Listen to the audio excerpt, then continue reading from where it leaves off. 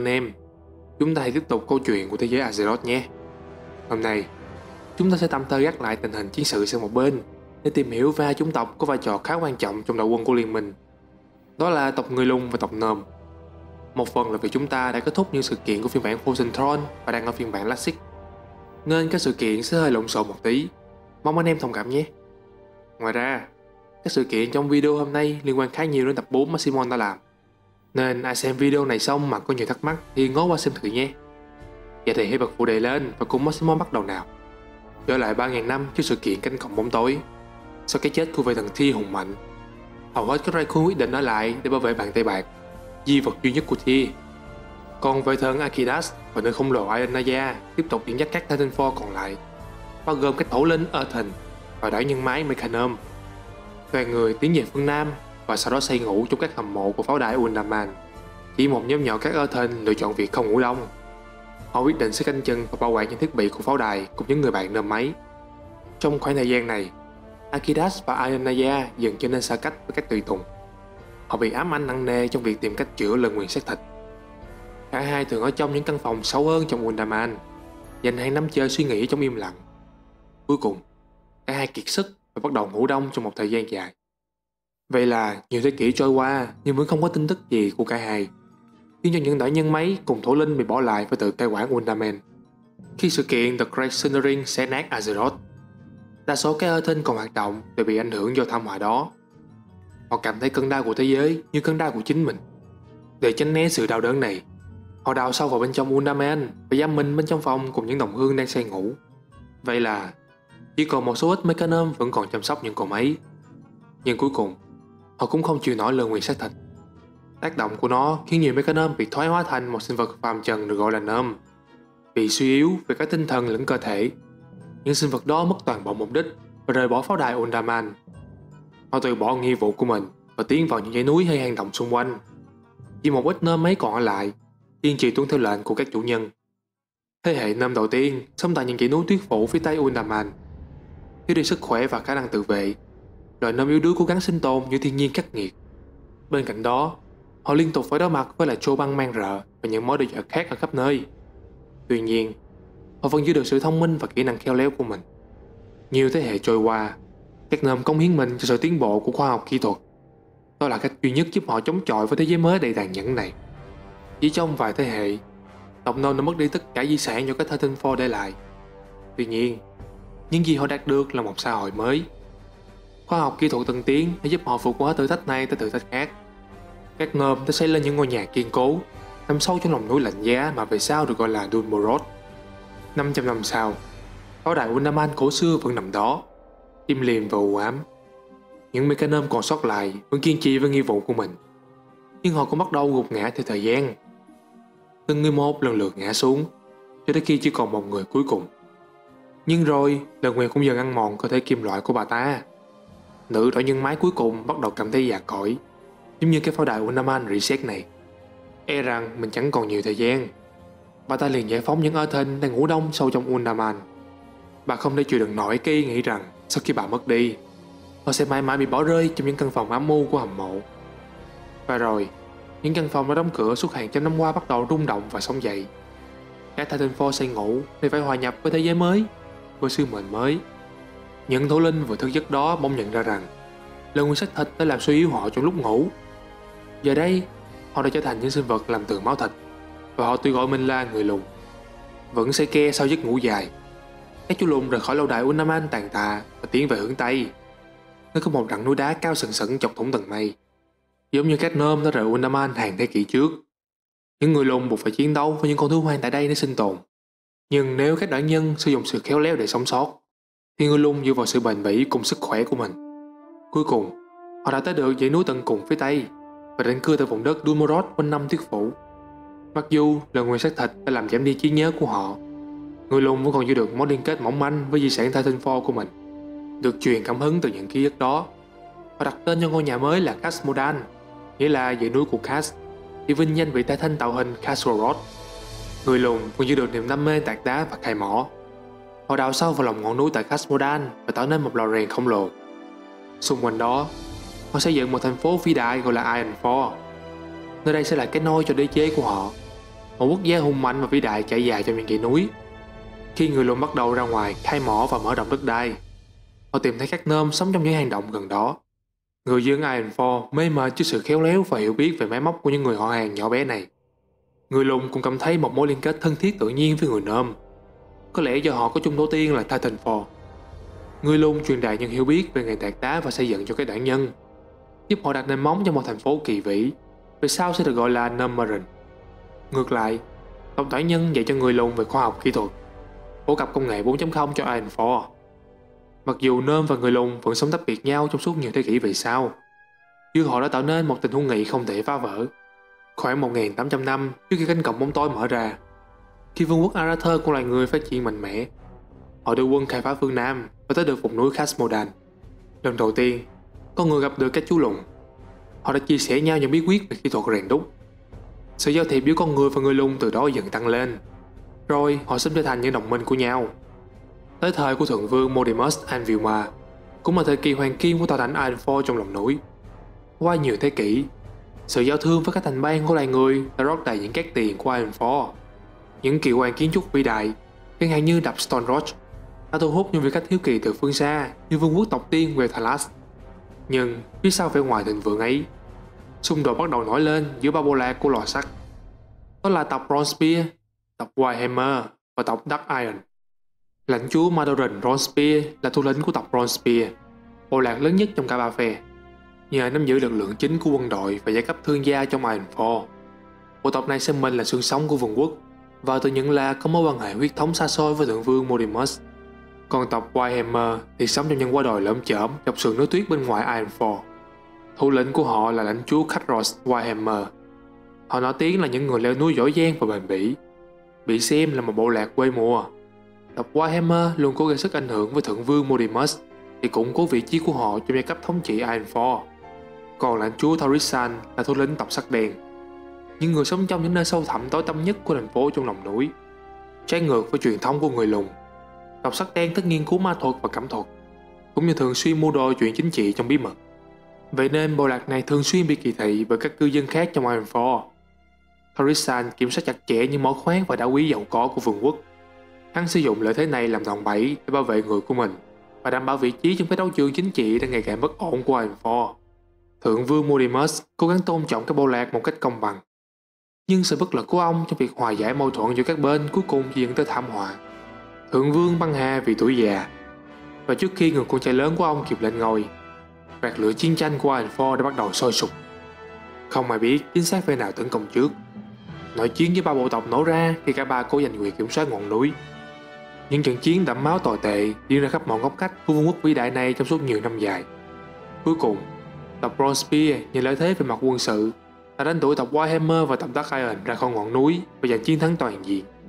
Tộc trưởng Khadros thừa nhận thất bại và dẫn bộ tộc của mình về hướng Bắc. Sau đó, tộc Warhammer định cư tại một khu đầm lầy. Họ xây dựng lên một thành phố ngầm lớn tên là Rimbathon. Về sau, nó còn sánh ngang với cả Ironforge về cả kích thước và danh tiếng. Thất bại trong cuộc nội chiến đè nặng lên vai Khadros. Nhưng dần dần, ông cùng bộ tộc chấp nhận số phận và phát triển thịnh vượng ở ngôi nhà mới. Còn tộc Dark Iron thì đi về phương Nam, tới phía bắc dãy núi đỉnh đỏ Red Ridge yên bình. Tại đó, họ lập nên vương quốc Thaurissan, đặt theo tên thủ lĩnh của mình. Mặc dù cuộc sống của tộc nhân khá tốt, chính Thaurissan lại đắm mình trong nhục nhã. Hắn thường mơ đến ngày hắn báo thù những người họ hàng ở phương Bắc và chiếm lấy toàn bộ Khasmodan. Sau nhiều năm bí mật xây dựng đội quân mới, Thaurissan tung một đòn tấn công gọng kìm chống lại cả tộc Bronzebeard và tộc Warhammer. Đích thân ngã phù thủy lùn dẫn quân đánh Ironforge. Hắn ta củng cố đội quân Dark Iron này bằng những quân đoàn Golem và những cỗ máy công thành to lớn. Quân xâm lược đánh thẳng vào trung tâm thành phố, nhưng tộc Bronzebeard đã kịp tập trung lại và đẩy lui quân Dark Iron về núi đỉnh đỏ. Vợ của Thaurissan, nữ phù thủy Morgeth, dẫn đội quân thứ hai tiến đánh Rimbathon. Quân Dark Iron bảo vệ pháo đài hùng mạnh và triệu hồi thứ ma thuật hắc ám để đập tan ý chí của tộc Warhammer. Mụ Morgeth sử dụng một món vũ khí tên là Salatat để tha hóa tòa thành, khiến những con quái vật từ trong mặt tối của Rimbathon sống dậy. Nó nguyền rủa thành phố nhộn nhịp trong lòng núi trở thành một vùng đất ác mộng kinh hoàng, khiến tộc Warhammer không dám sống ở đó nữa. Bị tấn công ngay trong vương quốc của mình, Khadros là những quân Warhammer lựa định phản công và đánh bại Morgeth. Với cái chết của bà ta, quân sắt đen rút lui về phương Nam, để rồi nhận ra Chính chúng đang phải đối mặt với thế gọng kìm bởi sự xuất hiện của đội quân lò sắt. Madoran khi nghe tin về cánh quân của Morgoth thì liền dẫn quân về hướng Bắc. Vậy là gậy ông đập lưng ông. Quân Ronsby và Warhammer đập tan quân Dark Iron từ cả hai phía, gần như tiêu diệt hoàn toàn tụi lùn mà láo. Nhờ cuộc chiến này, Madoran và Khadros đã tìm thấy một kẻ thù chung và một mục tiêu mới. Họ gạt bỏ mối thù cũ và hành quân về phía Nam, thề rằng sẽ không dừng lại cho đến khi họ thanh trần được phản đồ Thaurissan và tộc Dark Iron bội bạc khỏi bề mặt thế giới. Khi liên quân Ronsby và Warhammer ngày càng gần, Thaurissan vẫn cố gắng tìm cách để lật kèo. Trong tình huống tuyệt vọng này, hắn ta quyết định phải chơi dơ. Hắn sẽ hấp thụ sức mạnh dữ dội từ sâu trong lòng thế giới để dùng làm vũ khí. Thaurissan niệm một phép thuật cực mạnh để cứu vương quốc của mình. Nhưng giữa lúc hắn ta đang làm phép, trong lòng hắn là nghĩ về cái chết của vợ mình và thất bại mới đây. Sự giận dữ sụp sôi trong trái tim Thaurissan, và ông bà ta thường nói xui không bằng ngu. Phân tâm là đại kỵ khi đánh trận.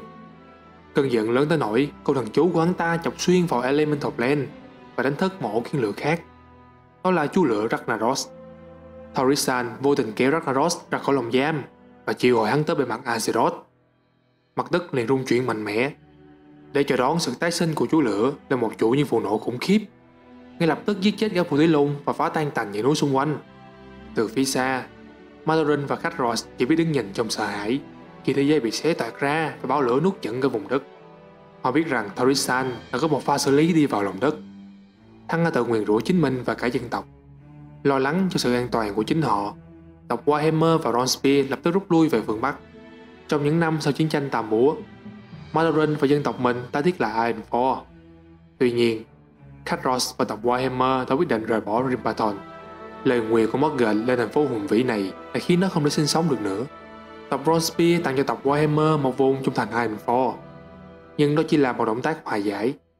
Madoran biết tự tận trong tim rằng Khadros quá kiêu hãnh để có thể nhận một lời đề nghị như vậy. Đúng như ông nghĩ, thủ lĩnh tộc Warhammer lên đường để tìm một tương lai mới cho bộ tộc mình. Một số người Warhammer định cư tại một vùng đất tên là Northerron, nhưng Khadros dẫn hầu hết bộ tộc đi xa tích về phía bắc, tiến vào khu rừng Hinterland. Ký ức về Rimpaton vẫn còn ám ảnh tộc Warhammer. Vậy nên, họ quyết định sẽ không sống trong lòng đất nữa. Khadros và các tộc nhân xây dựng lên một thành phố oai vệ gọi là đỉnh Airy Peak, cao tích trên dãy núi. Tộc Warhammer nuôi dưỡng mối quan hệ truyền thống với thế giới tự nhiên. Họ học thuật pháp tăng và làm bạn với loài sinh vật nửa sư tử nửa đại bàng khá thông minh gọi là bằng sư. Loài sinh vật xem những khe nứt trên dãy núi này là nhà. Bằng sư trở thành linh vật của tộc Warhammer và là một phần không thể tách rời trong nền văn hóa của họ. Madoran và Khadros lập nên mối quan hệ ngoại giao giữa hai quốc gia đang hồi phục này. Những vòm cuốn vĩ đại của Thandor Spen được xây dựng để trở thành cây cầu nối kinh tế và là biểu tượng giữa hai lãnh thổ người lùn. Mặc dù sự đối địch và khác nhau về tư tưởng vẫn còn tồn tại, cả hai thủ lĩnh thề sẽ không bao giờ tự tàn sát lẫn nhau. Khi Khadros và Madoran qua đời, con trai của họ ra lệnh đặt nên hai bức tượng lớn của hai vị thủ lĩnh. Những người thợ dẫn chúng tới lối vào vùng đất phía nam, ngay bên ngoài lãnh thổ tộc Dark Iron. Tại đó, hai pho tượng sẽ đến canh gác không mệt mỏi. Đôi mắt bằng đá của họ sẽ mãi canh chừng vùng đất đổ nát kia. Nói về Ragnaros, hắn đã tàn sát rất nhiều người tại dãy núi Red Ridge sau khi tái sinh. Một ngọn núi lửa điên cuồng được gọi là núi Black Rock giờ mọc cao trên vùng quốc Dark Iron đổ nát. Vùng đất hoang rực cháy ở phía nam ngọn núi lửa được gọi là cao nguyên rực cháy, Burning Steppe. Còn khe đất rộng toát ở phía bắc được gọi là thung lũng rực cháy, Searing Gorge. Ragnaros lui về sâu bên dưới trung tâm rực lửa của núi Black Rock. Từ hang ổ của mình là Molten Core, hắn nô dịch những người Dark Iron còn sống sót. Họ buộc trở thành nô lệ và phải tuân theo từng mệnh lệnh của tên Elemental Law. Họ đặt nên một pháo đài mới dưới ngọn núi, đặt tên nó là thành phố Dark Iron. Trong tòa thành cháy ngùn ngụt này, họ vẫn tiếp tục nuôi dưỡng sự thù hận đối với tộc Warhammer và Ronspear. Đó là những gì đã xảy ra trong suốt hàng trăm năm qua đối với tộc người lùn. Vậy còn các láng giềng Nôm thì sao? 25 năm sau sự kiện cánh cổng bóng tối, trong suốt tệ tạm chiến tranh, loài chót mang rợ đã bao vây tộc đoán nhân tại Numeron. Ngày ngày, các Nôm đã mất dần đi đất đai ngay tại quê nhà của họ. Nói về loài chót, đây chính là những thiết kế đầu tiên của loài Titanfall do các vị thần tạo ra. Nhưng do cấu trúc quá phức tạp và quá nhiều tham vọng, thay vì trở thành những tùy tùng hoàn hảo, các vị thần đã tạo ra loại da đá hoang dã gọi là chót. Sau đó, họ nhanh chóng tinh chỉnh lại bản thiết kế của mình. Và rồi, thế hệ Titanfall tiếp theo chính là các Eden. Các vệ thần rất lo về các chót. nhưng họ không chịu phá hủy chúng. Thay vào đó, Aenaya dựng nên một hầm mộ nhỏ dưới mặt đất, chính là Undaman, để làm phòng giam lũ này. Nhưng một số chót đã thoát được và lang thang khắp thế giới mới. Một số tên khác thậm chí còn mò được tới xứ sở của nguyên tố đất ở Elemental Plane, gọi là Deep Home, quay trở lại với tộc Gnome tội nghiệp. Các phát minh của họ không thể chiến thắng được sự láo cá và quân số áp đảo của loài chót. Đến một ngày, chúng đã đột nhập được vào khu kỹ thuật của Gnomeron. Việc này không chỉ khiến loài Gnome mất hết vũ khí, mà còn khiến những phát minh nguy hiểm rơi vào tay lũ trẻ trâu. Chỉ còn là vấn đề thời gian trước khi lũ này tay mấy tay chân dẫn đến sự phá hủy của toàn thành phố. Một kỹ sư tài ba của tộc Gnome là Sicko Thermaplut đề ra một giải pháp: nhấn chìm những khu vực bị chiếm của Gnomeron bằng phóng xạ chết người. Loài Gnome có thể trốn đi và chờ đợi lũ chót chết trong đau đớn. Đó là một thủ đoạn liều lĩnh và tàn bạo, nhưng có vẻ nó sẽ có tác dụng. Lãnh đạo hai Tinker, Gaby Mekatok, đã đồng ý với kế hoạch này. Dù sao, như vậy cũng tốt hơn so với việc chờ đợi một thảm họa không thể tránh khỏi phá hủy cả thành phố. Không may là Thermaplut có dã tâm riêng. Gã ghen ghét với địa vị vô uy tín của Mekatok, nên gã muốn lợi dụng cuộc chiến này để chiếm lấy cả hai đứa đó cho riêng mình. Thermaplut cũng khó chịu vì lời Gnome hiền lành chưa bao giờ sử dụng những phát minh của hắn để mở rộng uy thế của quốc gia. Một thất bại nhu nhược của tên Mekatok, và Mekatok chỉ biết được giải tâm này khi quả bom của Thermaplut chiếu vào cả lũ chót lẫn các Gnome. Chỉ trong vài ngày, gần như 80% dân số loài Gnome đã phong mạng. Nhưng người sống sót không còn lựa chọn nào khác ngoài việc di tản khỏi thành phố của chính mình. Còn Thermaplut bị bỏ lại, mắc kẹt trong nỗi kinh hoàng mà hắn đã gây ra. Những người lùn Ironforge đã thu nhận những người tị nạn, và loài Gnome dựng nên một ngôi nhà nhỏ trong núi và gọi nó là phố Tinker Town. Tương lai của họ thật vô định, và có nhiều quan điểm nói lên về việc họ phải làm gì tiếp theo. Một số Gnome tranh cãi rằng họ nên tập trung vào việc tái chiếm Gnomeron ngay khi có thể, nhưng Mekatok không đồng ý. Dù cho ông có kế hoạch sẽ quay trở lại thủ phủ đó, ông tin rằng dân tộc mình vẫn còn những bổn phận trước mắt với liên minh. Đệ tam chiến tranh đã gây thiệt hại nặng nề cho liên minh, và các đồng minh này cần tất cả sự giúp đỡ từ loài Gnome để sống sót. Mekatok thôi thúc dân tộc mình nghiên cứu những công nghệ mới để giúp đỡ cho liên minh. Trong đầu ông, vận mệnh của liên minh và người đoán nhân là gắn kết chặt chẽ với nhau. Nếu phái này sụp đổ, Gaby Mekatok và dân tộc ông sẽ không bao giờ có được sự hỗ trợ họ cần để khôi phục Gnomeron lại như xưa. Và bên cạnh việc khôi phục lực lượng, quân liên minh cũng có những ngôi sao sáng mới nổi, nhưng vì anh hùng trẻ sẽ đóng góp vai trò quan trọng trong tương lai. Vậy nên ở tập sau, chúng ta sẽ tìm hiểu câu chuyện về chiến binh mạnh mẽ nhất thành Stormwind. Thượng vương tối cao sẽ thống lĩnh quân liên minh trong tương lai. Câu chuyện về Varian Green. Đừng quên like và subscribe cho Maximon để xem video sớm nhất. Hẹn gặp lại anh em ở video sau.